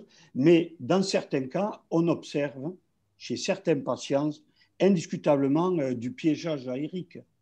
Donc, ça t'a approuvé qu'il y a peut-être une atteinte sur les petites voies aériennes résiduelles de leur infection. Je ne sais pas ce que tu en penses, Élise. Nous, dans l'étude, on avait mesuré toutes les résistances pulmonaires et elles étaient strictement normales. Et sur toutes les explorations respiratoires, on n'a pas mis en évidence d'atteinte bronchiolaire. Par contre, on avait mis en évidence le fait que le volume capillaire était systématiquement altéré. Et dans cette étude, on avait fait aussi sur les 72 patients des coupes expi systématiques. Ça, c'est mes confrères radiologues qui sont en train de relire toutes ces données-là. Mais moi, avec ma confrère radiologue, on avait discuté, il n'y avait aucun piégeage expiratoire mis en évidence sur toutes nos coupes expiratoires qu'on a fait. Mais ça, il faut que je le revérifie avec elle, puisque moi, c'est ça que j'avais retenu de toutes les imageries scanographiques. Mais c'est vrai qu'au vu de l'article qui vient de sortir là, il faut que j'en rediscute avec elle de ça. Mais c'est vrai que moi, j'ai l'impression que c'est plus une altération de la perfusion qu'une... Oui. Ce qui est étonnant, on n'a pas beaucoup de... Nous, on en a eu quelques-uns avec du piégeage. Hein. Alors, on ne connaissait pas leur statut antérieur. C'est toujours le même problème. Hein. On n'avait pas leur statut antérieur. Et c'est étonnant parce que le papier qui est sorti sur l'European Journal de pneumologie ou de radiologie semble dire que c'est assez fréquent. Dans le SRAS, eux, ils disent que c'était particulièrement fréquent. Alors, c'est un peu étonnant, mais je suis entièrement de ton avis. Aux explorations fonctionnelles, ce que l'on voit, c'est le transfert du CO, avec un KCO qui est normal. On n'a par contre pas d'altération de la courbe débit-volume. Enfin, moi, j'en ai pas vu. Non, ceux qui avaient des anomalies, c'est qu'ils étaient déjà préexistants, des patients qui ont des pathologies bronchiques sous-jacentes. Probablement. Ça nous envoie aux questions sur les maladies thromboemboliques et le Covid. Donc, comme vous savez, on arrive à mettre en évidence surtout la maladie thromboembolique macroscopique. Mais malheureusement, on a du mal à mettre en évidence la maladie thromboembolique microscopique. Il y a des confrères, il y a le Dr Sahnouk qui se pose la question sur la durée du traitement prophylaxique ou disons curatif, sur la durée, parce qu'il y a pas mal d'études qui montrent que les malades qui n'avaient pas de lésions pulmonaires étendues au début a gardé des séquelles fonctionnelles très importantes. Est-ce que ce n'était pas des micro-angiopathies qui ont passé inaperçues qu'on n'a pas pu mettre en évidence? Mais je pense, oui, justement, quand on a fait la mesure du NOCO qui évalue vraiment le volume capillaire, la valeur qui, de manière significative et pathologique chez tout le monde, même ceux qui ont très peu de symptômes, c'est ça. Après, est-ce que ça justifie un traitement anticoagulant curatif dès lors que les patients arrivent? Ça, pour l'instant, aucune étude ne l'a montré. Il y a des études en cours. Il y a plusieurs choses. Il y a les patients qui vont présenter un vrai épisode embolique et qu'on traite 6 mois en considérant qu'ils ont eu un facteur de risque de développer leur embolie pulmonaire, 3 à 6 mois. Il y a les patients qu'on va mettre en préventif. Nous, les patients, dès lors qu'ils nécessitent des soins intensifs, qui sont obèses, on les met sous anticoagulation double dose. C'est ce qui est recommandé par nos sociétés savantes actuellement. Mais on va participer là à une étude où on va tester chez des patients qui arrivent avec leur pneumopathie sévère. On va tester préventif habituel, préventif dit double dose, du Lovenox 0,4 x 2 et curatif. Et cette étude à 3 bras permettra de répondre à la question. Il y a une étude qui est sortie qui montrait que le préventif par rapport au simple, le préventif habituel, 0,4 ml de Lovenox par exemple, par rapport à du double du préventif un peu plus appuyé, mais ce n'était pas non plus du 0,4 x 2, c'était un petit peu moins, montrait qu'il n'y avait pas de différence sur les complications emboliques. Mais effectivement, je pense qu'il faut voir ces 3 doses-là sur les séquelles à long terme et sur justement sur toute cette microangiopathie à long terme. Est-ce que ces patients, si pendant 1 mois on les traite en curatif, est-ce que au bout du compte, leur volume capillaire à 6 mois, il ne sera pas normal et ils auront moins de symptômes? Mais ça, on n'a pas de réponse à ces questions-là, mais c'est des questions qui sont en cours, en tout cas d'études. Une question sur la fréquence des contrôles scanographiques chez les malades atteints de Covid. La fréquence des examens scanographiques. Oui. Il y a un examen qu'il faut faire à 3 mois, qui est l'examen de référence lorsque les gens sont sortis de l'hospitalisation à 3 mois. Et puis, après, c'est un peu en fonction de ce que l'on voit. Moi, j'ai tendance à les faire tous les 3 mois, à surveiller un petit peu parce qu'on ne sait pas, on sait pas trop, enfin, on commence à savoir, mais voilà, à peu près 3 mois, c'est un chiffre correct pour les bilanter. Après, si on met en route une corticothérapie, bien évidemment, les patients sont réévalués à 1 mois pour voir l'évolution, ils sont réévalués plus précocement. Je voulais juste poser une question à Élise, si je peux me permettre. C'est dans ta décoagulation, tu la poursuis combien de temps, y compris lorsque les patients sont sortis? Alors, bon, après, moi, je ne fais pas beaucoup de sorties directement parce qu'ils sortent des soins intensifs pour le service. En tout cas, tant qu'ils sont sévères et aux soins intensifs, on garde des doses, double dose. Et d'ailleurs, après, quand ils montent dans les services, cette double dose, quand ils vont mieux, est baissée à du simple dose.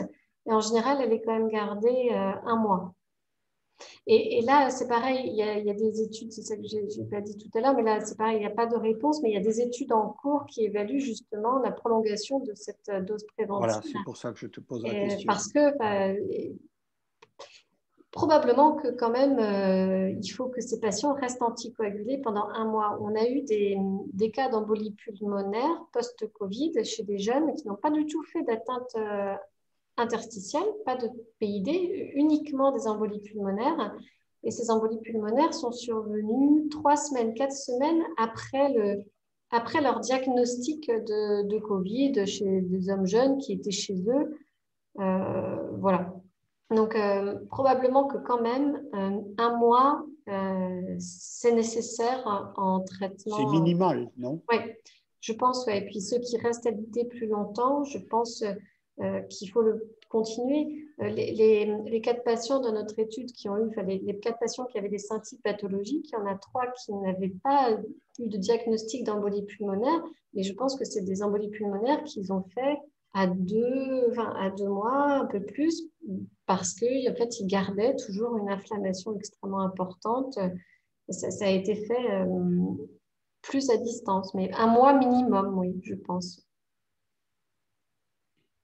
On a une question. Quand faut-il parler de fibrose pulmonaire dans le post-Covid? Question bien difficile, parce que quand sur les images scanographiques, si tu as du rayon de miel, ça peut être une image de fibrose. Mais il faut savoir que certaines images vont régresser chez ces patients au bout de quelques mois. Donc, il y a 2 notions, je crois. Il y a une notion d'abord d'aspect scanographique et une notion de durée des symptômes. Les images scanographiques, c'est d'abord le rayon de miel, bien évidemment. C'est deuxièmement des réticulations, surtout si tu as une distorsion de l'architecture lobulaire ou même sectaire des zones qui sont vraiment totalement distordues.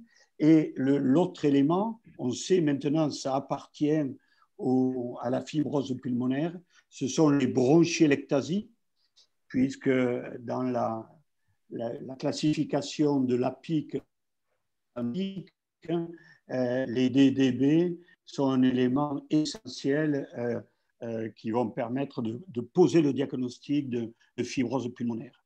Donc, rayon de miel, c'est le signe classique que tout le monde connaît, mais aussi réticulation avec distorsion.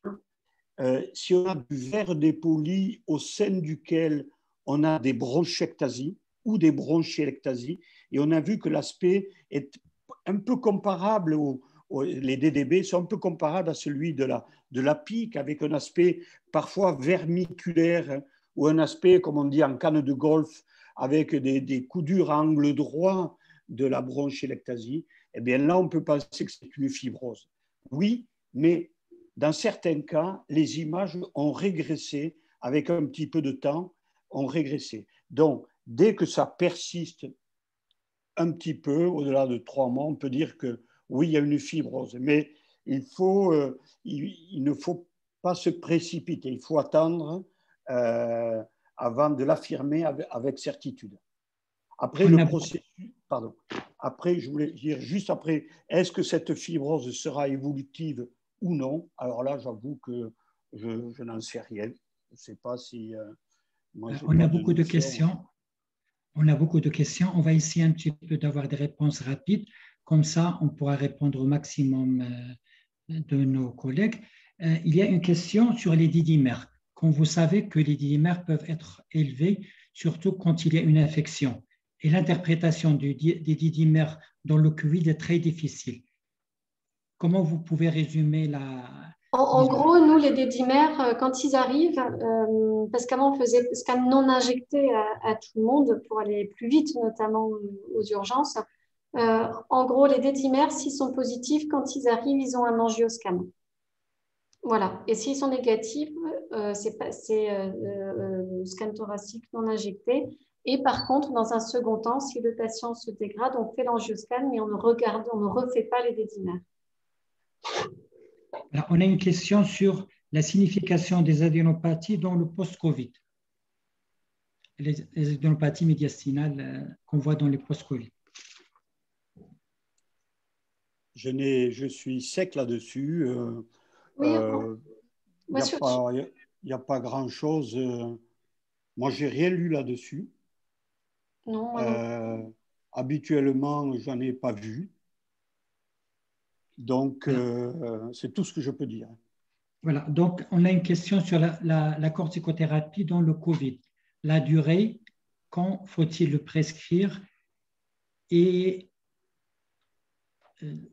donc la durée et... Alors, du coup, on le prescrit, normalement, c'est à partir de J7, dès lors que les patients sont sous de plus de 2 litres d'oxygène. Normalement, c'est 6 mg pour 10 jours de dexaméthasone et on arrête. Après, il y a les patients qui vont développer une pneumopathie organisée post-Covid chez qui on va prolonger les corticoïdes.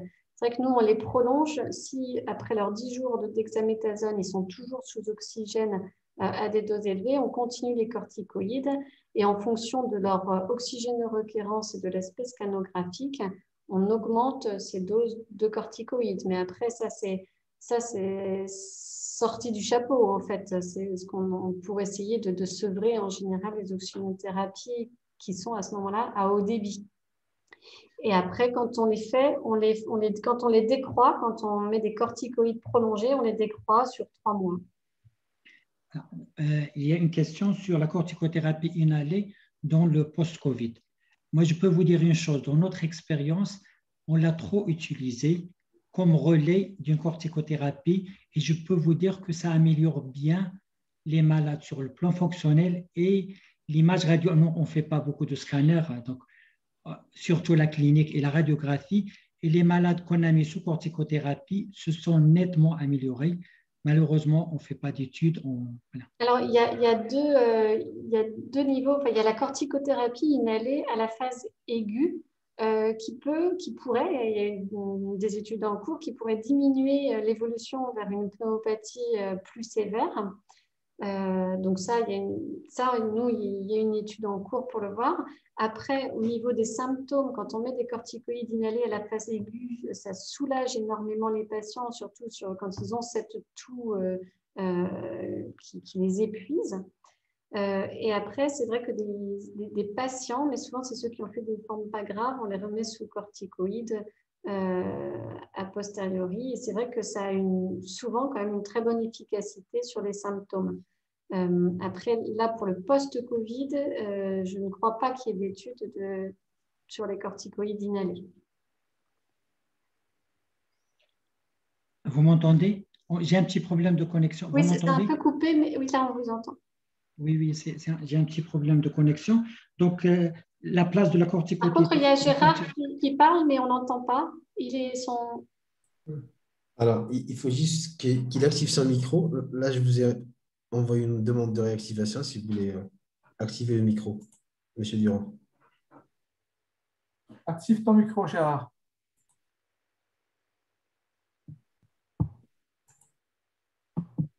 Ah, très bien. J'ai eu plusieurs coupures vous m'entendez? Oui. Oui. Parce que moi, je ne vois plus rien et j'ai eu plusieurs coupures. Voilà, ça y est, je suis revenu. Je vois. Je ne vois personne après. Et on t'entend. On t'entend. Ah, ça coupe. Ça a coupé là aussi. Oui. Voilà. Monsieur Durand a juste une petite. Il y a des soucis de connexion, en fait. C'est juste la connexion Internet. Donc, je pose la question sur l'anosmie persistante. Place de la corticothérapie nasale. Alors ça, je ne suis pas au clair là-dessus, mais je sais, il y a une étude en cours là, qui évalue la corticothérapie nasale pour la récupération de ces patients qui gardent une anosmie persistante, justement. Enfin, il y a une étude en cours. Après, je ne sais pas, probablement que c'est une bonne... que ça peut marcher, effectivement. Des malades qui ont un tableau de fibrose pulmonaire étendue, la durée de la corticothérapie, vous la prolongez jusqu'à combien de... Alors, ces patients-là, enfin, en plus, c'est souvent des patients qui ont des facteurs de risque cardiovasculaires. C'est quand même arrivé à de nombreuses reprises qu'on explose leur diabète quand on les met sous corticoïdes prolongés. Et donc, souvent, les médecins traitants diminuent d'eux-mêmes les corticoïdes. Après, là, ce qu'on fait actuellement, c'est qu'on se laisse 3 mois de corticoïdes, on les réévalue et puis on arrête au bout de 3 mois. On considère que c'est quand même beaucoup, 3 mois de corticoïdes, sans être certain que ça serve à quelque chose, parce que peut-être que ça diminuerait, ça s'améliorerait même sans corticoïdes. Et ça, on n'en est pas... Voilà.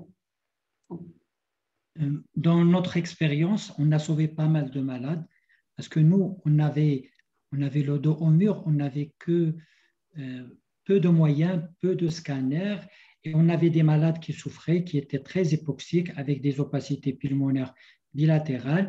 Et je peux vous assurer, la corticothérapie a amélioré pas mal de malades. Oui, non, mais je suis tout à fait d'accord. Enfin, pour moi, la corticothérapie marche, ça c'est certain. Après, quand est-ce qu'il faut la sevrer? Est-ce que, ça, c'est difficile de répondre en étant certain de cette question, puisque du coup, nous, on met 3 mois. Après, je ne sais pas s'il faudrait moins, s'il faudrait plus. On considère qu'au bout de 3 mois de corticoïdes, on a récupéré ce qu'on pouvait récupérer de l'inflammation. On a des questions qui reviennent sur le post-Covid et la pathologie psychiatrique sous-jacente. Qu'est-ce que vous pensez? Après, je pense honnêtement, en ayant vu pas mal de post-Covid, de gens qui n'ont pas fait de forme sévère, que c'est des terrains particuliers, de gens très anxieux, et que ça s'apparente que mais c'est comme le syndrome d'hyperventilation, c'est un terrain particulier également. C'est des gens qui sont beaucoup plus anxieux. Je pense que c'est beaucoup les mêmes terrains, c'est souvent des femmes. Voilà, je pense qu'il y a vraiment un terrain d'anxiété certain. Et pour la physiologie du post-Covid, on a tout lu et tout vu. Il y a ceux qui parlent de virus persistants, de maladies inflammatoires, de beaucoup de choses. Qu'est-ce que vous pensez? Et il y a une étude en cours également qui évalue, qui regarde pour les patients qui ont un syndrome post-Covid, en fait, le fait de les vacciner, c'est-à-dire le fait de leur apporter les bons anticorps, de regarder la disparition est-ce que ça fait disparaître les syndromes post-Covid. Voilà. Parce que nous, j'avais une question qui disait, faut-il vacciner les gens qui gardent un syndrome post-Covid? Oui, je pense que de toute façon, il faut les vacciner, mais ce qui est intéressant de regarder, c'est de voir est-ce qu'après vaccination, ce syndrome post-Covid persiste ou pas. Après, probablement, il y a aussi un vrai contexte, on va dire, psychologique associé, bien sûr. Au fond de toi, tu penses que probablement c'est autre chose, le syndrome d'hyperventilation inappropriée. C'est vraiment un contexte très particulier, essentiellement de femmes, quelques rares hommes, mais surtout des femmes avec ils ont été très stressés et angoissés et ils continuent à être angoissés. Mais je pense que c'est un vrai stress post-traumatique, mais après, Ouais, tout à fait. nous, médecins, en y étant dedans, on est aussi traumatisés. Je pense il y a un vrai stress post-traumatique pour les patients. Et quand on entend ce qu'on entend à la télé, ce qu'on entend à la radio, ce qu'on voit à la télé, quelqu'un juste qui est un peu angoissé habituellement ne peut que développer un stress post-traumatique. Je trouve que voilà. On a une question sur est-ce qu'il y a des vers dépolis qui sont rebelles au traitement corticoïde? Oui, tout ne se nettoie pas forcément. Enfin, j'ai pas voilà. Vas-y, Élise. Oui, enfin, moi, c'est mon impression. Sous corticoïde, tout ne se nettoie pas forcément. Voilà. Voilà. Et puis, pour les autres coronavirus, on a vu qu'on pouvait garder pendant des années du verre dépoli. Et le verre dépoli peut persister, mais habituellement, il est quand même moins dense que ce qu'il était initialement. Mais on peut garder du verre dépoli et probablement plusieurs de longs mois, si ce n'est plusieurs années. L'avenir nous le dira, mais je pense que c'est tout à fait possible. Tout à fait. On a une question. Est-ce qu'il y a des particularités cliniques, radiologiques des nouveaux variants? Le variant anglais, non. J'ai pas, non. Après, les autres variants, là, j'ai l'impression quand même que le variant, on a eu 2 cas de variants brésiliens qui semblaient plus sévères, avec des condensations plus précoces. Mais ça, peut-être que, Gérard, est-ce que les variants brésiliens ont des condensations plus précoces à des J5 qui sont déjà très condensés par rapport aux autres Ouais, mais j'ai pas lu de trucs très. Oui, c'est ça. J'ai pas vraiment. Il n'y a pas eu d'études qui ont montré qui ont bien défini la typologie des différentes présentations. Ouais, je ne l'ai pas lu en tout cas. J'ai pas lu qui est. En tout cas, l'anglais ne se distingue pas de la forme originelle du coronavirus en tout cas. Mais sur le variant brésilien, je ne peux pas te dire. Je n'ai aucune expérience et je n'ai pas lu là-dessus. Donc, on a une question sur l'utilité ou l'interprétation des didymères pour la poursuite d'un traitement anticoagulant. Donc, on a cette question. Il y a une deuxième question sur les parines à bas poids moléculaires et les anticoagulants péros. Est-ce qu'ils se valent? Il n'y a aucune donnée pour répondre ni à l'une ni à l'autre des questions, mais effectivement, peut-être que justement faire des dédimères, quand le patient va rentrer chez lui et que c'est compliqué de poursuivre l'anticoagulation à domicile, peut-être que les dédimères peuvent permettre de trancher. Mais à l'heure actuelle, il n'y a pas de données là-dessus, mais dans plusieurs mois, peut-être qu'on l'aura. Quant aux traitements oraux, après les traitements oraux, c'est du curatif. Du coup, on reste dans le préventif habituel également avec les HBPM. Ce que j'avais remarqué, c'est que les malades infectés avaient toujours des didymères très élevés. Donc, chaque fois que les malades avaient des tableaux de sepsis ou d'infection sévère, les didymères étaient trop perturbés et qu'il ne faut pas les prendre en considération. Et l'interprétation des didymères était toujours sa valeur négative, mais la valeur positive n'a pas de, disons, il n'y a pas d'implication derrière. Après, pourquoi pas à distance quand les patients vont rentrer à la maison, qu'il n'y a plus d'infection, que c'est contrôlé. Est-ce qu'on poursuit ou pas le Lovenox en préventif? Peut-être qu'effectivement, faire des dédimères à ce moment-là, ça peut permettre de trancher quand on hésite à prolonger ou pas une anticoagulation chez quelqu'un qui n'est bien sûr plus infecté et qu'on peut mieux interpréter le dosage. Mais tout ça, ce n'est pas établi de façon formelle. Oui, non, là, il n'y a pas de données là-dessus. Il y a une question qui il y a une question sur l'aspect scanographique ou l'aspect clinique et scanographique du Covid et des autres virus, comme la grippe sévère, tout ça. Qu'est-ce que vous pensez? Alors, plusieurs papiers sont sortis pour essayer de différencier l'atteinte du SARS-CoV-2 et les virus influenzae, etc. Il est ressorti que la grande différence, c'est d'abord dans l'atteinte de la Covid, on a une atteinte qui est en général multifocale, multilobaire, et dans les deux champs pulmonaires, touchant tous les lobes. Alors que dans les infections virales de la grippe, par exemple, ça touche plutôt dans les lobes inférieurs. On a du verre dépoli pareil, on a parfois des réticulations pareilles.